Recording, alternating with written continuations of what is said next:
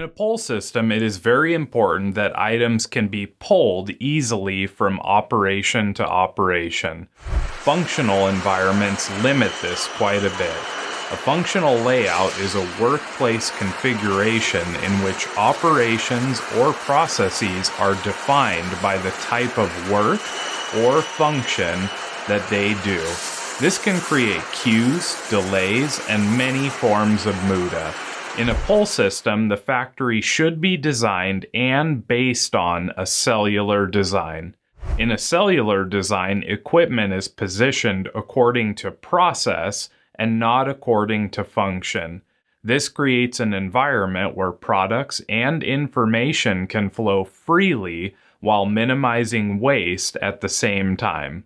With this in mind, one of the most important prerequisites you can have in place before you set up your pull system is cellular layouts and cellular design.